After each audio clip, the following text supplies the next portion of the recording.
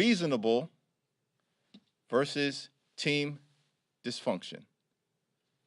And team get stuff done versus team extreme. Team Biden versus team Marjorie Taylor Greene and George Santos. And that's a clear choice for the American people. I was wondering what was happening in this side of the room. Thank you. One thing that didn't get mentioned last night was the Farm Bill, and that's up for reauthorization this year. Do you still have confidence that that could get done in 2024, or will you need to extend it again?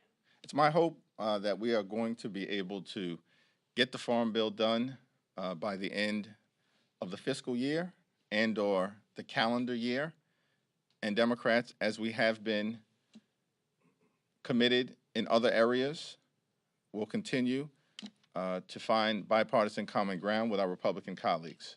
As we've said, on any issue, whenever and wherever possible, in order to make life better for the American people. The Farm Bill has always been bipartisan, and as long as the extreme MAGA Republicans in the House recognize that reality, they can't govern without Democratic support. Every single thing that has happened in this Congress that meaningfully impacts the American people in a positive way has been because House Democrats have provided a majority of the votes necessary to get things done. And that, of course, will be the case as it relates to the Farm Bill.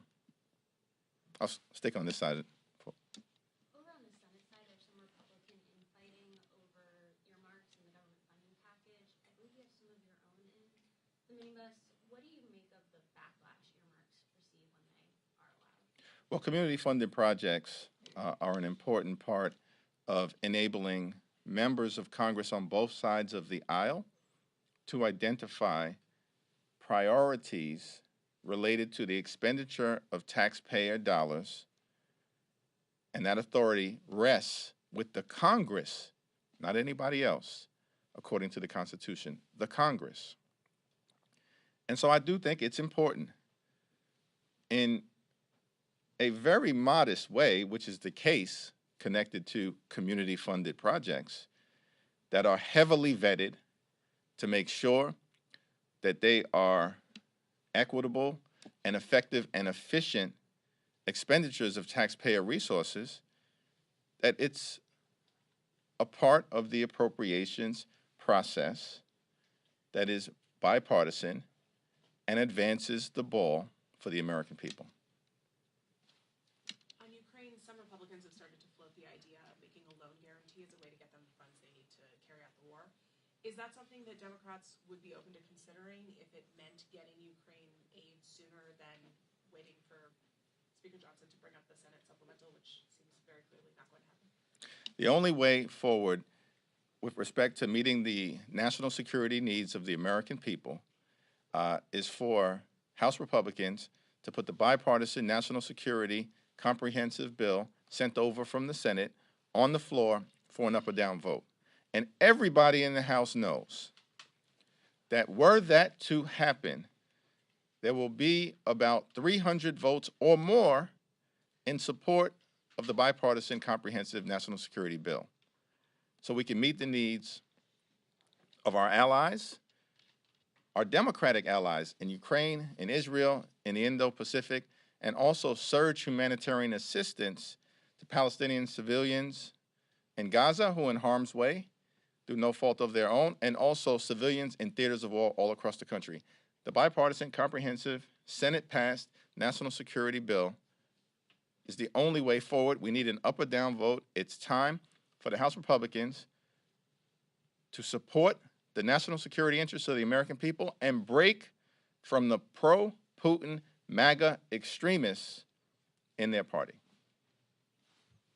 Given the quorum from last night, is there some prospect for real bipartisanship before the next election in this Congress? Well, we are going to continue to find bipartisan common ground, exercising common sense whenever and wherever possible with our Republican colleagues on any issue. And we've done that repeatedly from the very beginning of this Congress with respect to avoiding a catastrophic default on our nation's debt, funding the government, repeatedly keeping it open and avoiding a shutdown, passing the National Defense Authorization Act, securing $16 billion in assistance for communities that have been devastated by extreme weather events, passing tax legislation that includes the low-income housing tax credit and an enhanced child tax credit, and most recently, providing the majority of votes necessary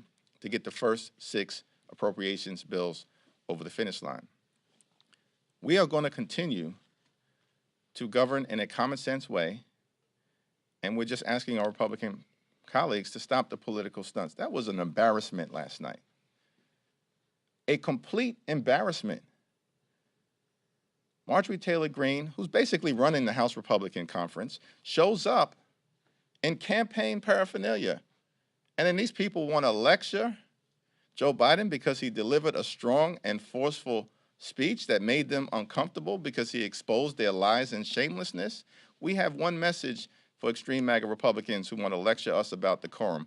Get lost. You're a joke. Exhibit A, Marjorie Taylor Greene. Exhibit B, George Santos. I was worried you were going to come back to me, but Yeah. wanted to ask you about President Biden's announcement that he had just before State of the Union, but he did talk about it briefly during his speech, the emergency pier being set up on the coast of Gaza. Can you talk to me about the significance of having that, especially as it's been a growing concern for many within your own party?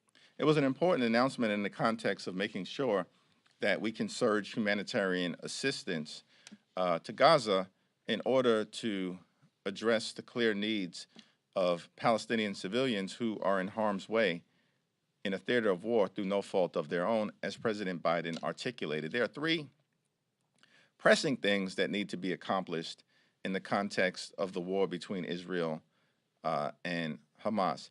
Israel, as President Biden articulated, has a clear, unequivocal right to defend itself against Hamas, a brutal terrorist organization that inflicted unspeakable atrocities on 10/7. At the same time, we need to make sure that we get the hostages out and can surge humanitarian assistance in to Gaza. And the announcement with respect to establishing a pier that will facilitate surging humanitarian assistance should be welcomed by everyone, because no one should be able to accept the suffering that we've seen in Israel and now the casualties and the conditions that civilians are dealing with. And as President Biden appropriately pointed out, because Hamas could care less about its own citizens. And that's a very challenging situation, and there's a clear need for the United States to step in the way that President Biden has articulated. So I think, unless I'm mistaken, the Fitzpatrick discharge petition for his version of Ukraine aid matures today, and I think a couple days ago he mentioned there might be one more crack at changes that might need to happen in the event that try to win over some Democratic members to support that measure. Have you spoken with him at all about what those changes might have to be in order to win over members from your side of the aisle? Well, President Biden made clear during the State of the Union address that we have to make sure we are surging humanitarian assistance into theaters of war across the world. And there's not a dime of humanitarian assistance in the legislation that has been introduced by Representative Fitzpatrick. So that's a non-starter for the House Democratic Caucus. Thank you, everyone.